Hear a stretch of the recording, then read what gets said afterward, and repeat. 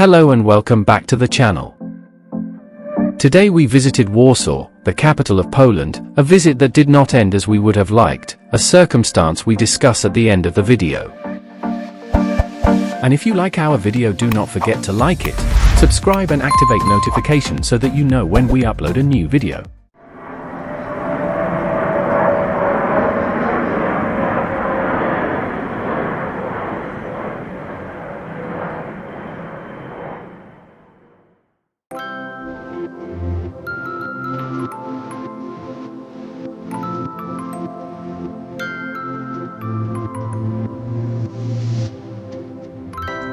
We arrived in Warsaw, the capital of Poland, whose history dates back to the late 13th century, when it was nothing more than a small fishing village.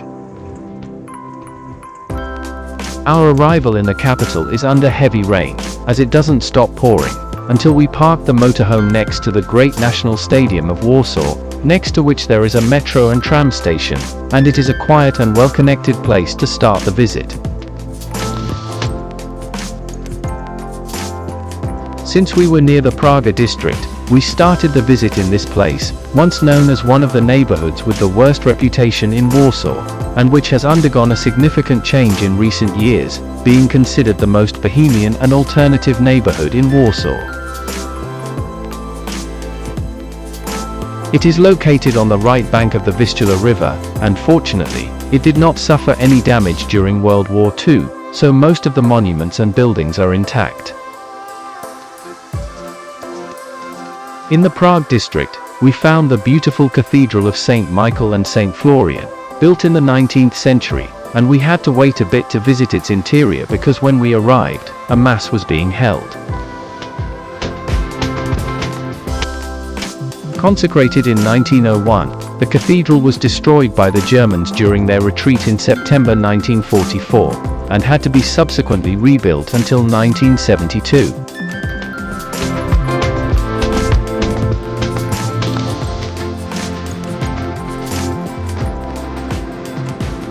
In front of the cathedral, we found a statue dedicated to Father Ignacy Skorupka, captain of a Polish army garrison, who died in 1820 fighting against the Bolsheviks.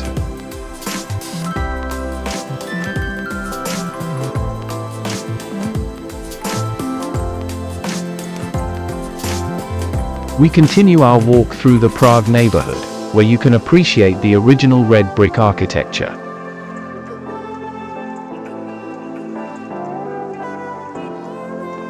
Nowadays, the neighborhood has managed to overcome its former bad reputation for being unsafe, becoming one of the most coveted areas of the city, especially for artists, who have created a community with numerous art galleries, urban art displays, cultural centers, original cafes, and design shops, in addition to being the filming location for movies like The Pianist.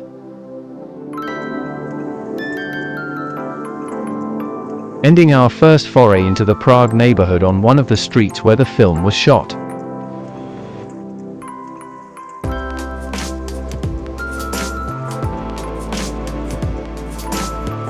It dawns cloudy next to the National Stadium of Warsaw, and thanks to its good communication with the rest of the capital, in no time we find ourselves on the so-called Royal Route, which was the old path used by the kings to go from the royal castle to the impressive summer palaces of Lasienki and Wilanów. We began our tour near the monument to Nicolaus Copernicus, intending to complete it from here the next day.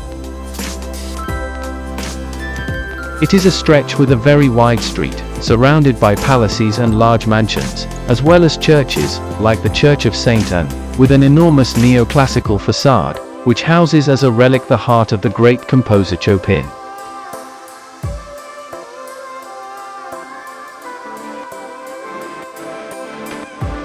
Under the threat of rain, we passed by a beautiful Renaissance-style palace, built in the mid-19th century, which currently houses the University of Warsaw Museum.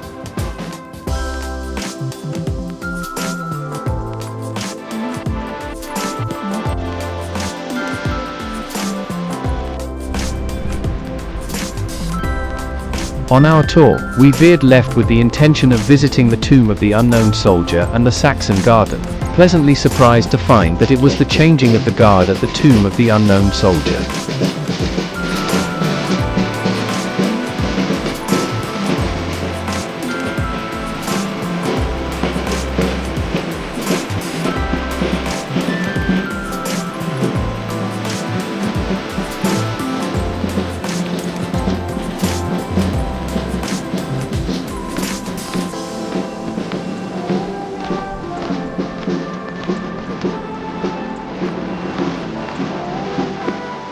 The monument to the unknown soldier is located in the ruins of a Saxon palace, which was destroyed by the Germans during the Second World War, with only the arcade where the tomb is situated being preserved.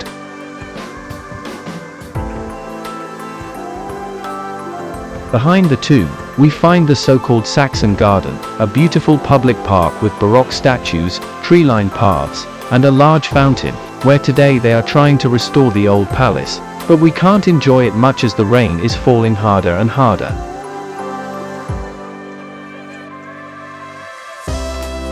Armed with umbrellas, we return to the royal route and pass by the Presidential Palace, a classical style building constructed in the 18th century, next to which is the Carmelite Church of the Assumption, built in the 17th century in Baroque style. Despite being destroyed and rebuilt after World War II, we can admire its beautiful exterior facade.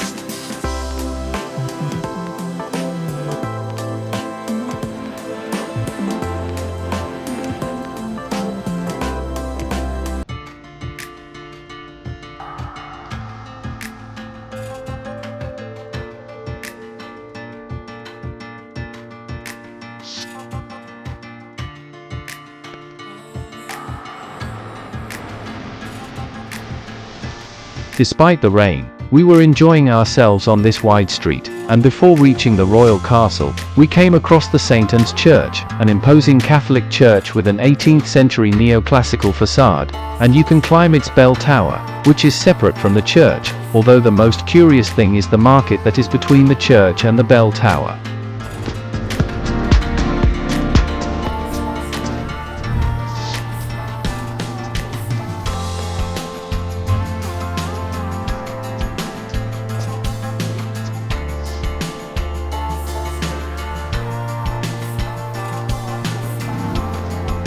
We arrived at Castle Square, the grand square where the royal castle is located, in front of which we found the Sigismund's column, crowned by a statue of King Sigismund III, King of Poland from 1587 to 1632.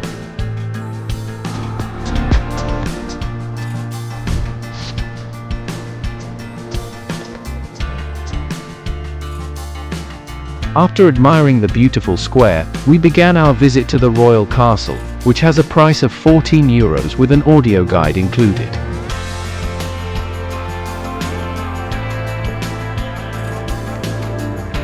The castle dates back to the 14th century, later being expanded in the 16th and 17th centuries, and under the reign of Sigismund III, it became a royal residence and took on its current form.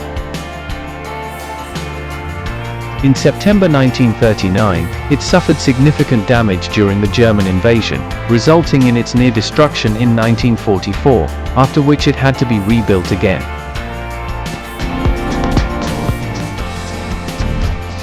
As you can imagine, there is practically no furniture left, although the interior has been magnificently reconstructed and is worth admiring. You can visit about 20 different rooms, such as the royal apartments, which include the King's apartment, the Council Chamber, the Grand Assembly Hall, the Knights' Hall, and the Throne Room.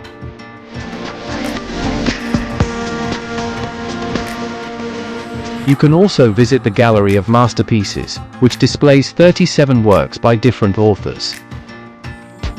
This gallery is part of an exhibition located on the ground floor, where collections of European painting, sculpture, and decorative arts are displayed, as well as valuable samples of historical weapons, with a total of more than 600 objects on display.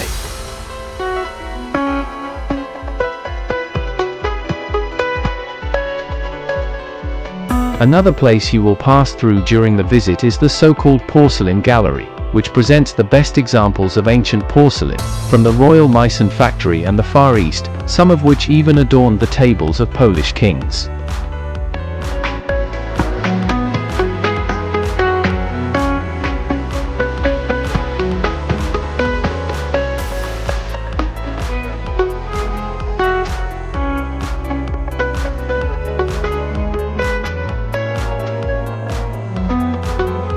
After the visit to the castle, we continued exploring the old town towards the square. Fortunately, during the visit to the castle, it stopped raining, and just like us, hundreds of tourists crowded the streets to continue the tour of the historic center, during which we found St. John's Cathedral, built in the 14th century, and which was practically 90% destroyed during World War II. The red brick facade stands out, contrasting with the white interior with red details.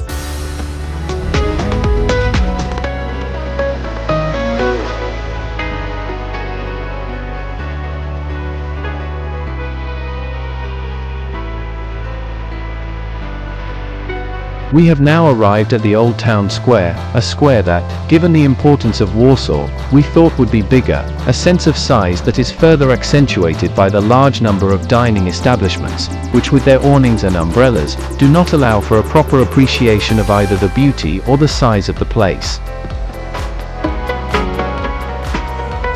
In the center of the square, we find the statue of the mermaid, who, holding a shield and a sword, stands as the protector of the city, and has her own legend according to which, two mermaid sisters wanted to explore the world, parting ways, one went towards Copenhagen and the other went to Warsaw by the Vistula River. Unfortunately, the mermaid heading to Warsaw was captured by a merchant who imprisoned her, but her cries were heard from a great distance, and this enchanted a young Polish fisherman who managed to save her. For this reason, the grateful mermaid promised to defend the city, raising her sword and shield against the invaders.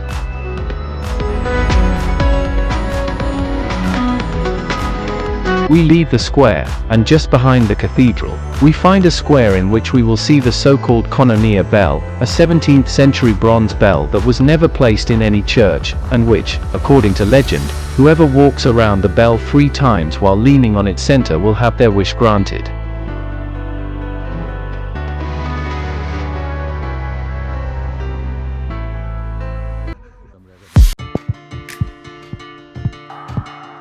After the dizzying experience of the bell, we headed towards the city entrance, towards the Barbican, enjoying the viewpoints and the shaded walk along the narrow cobblestone streets, which provided us with coolness on a rather hot early summer day.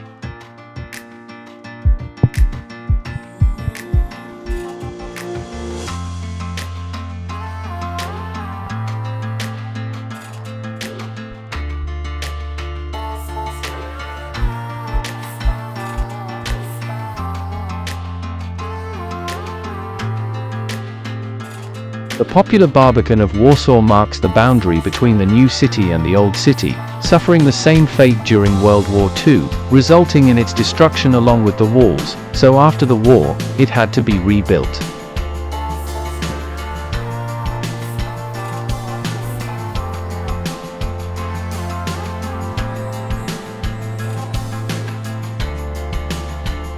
From the Barbican, we entered the new city, and along a wide street filled with restaurants and lined with churches, where the Marie Curie Museum is also located, we arrived at the new city square, smaller, quieter, and simpler than the old town square, where we found the small church of St. Casimir, a small Catholic church built in the late 19th century.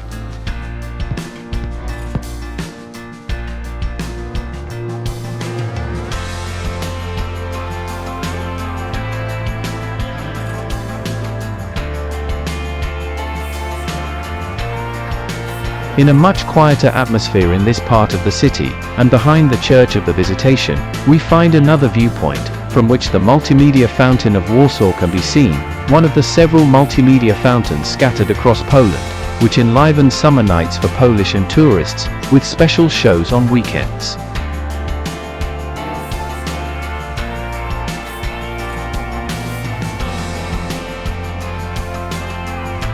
After lunch, we headed inside and found the Warsaw Uprising Monument, which honors the heroes who rose up against the German oppressor on August 1, 1944, resisting for 63 days, resulting in the death of nearly 200,000 resistance fighters, as well as the total destruction of the city.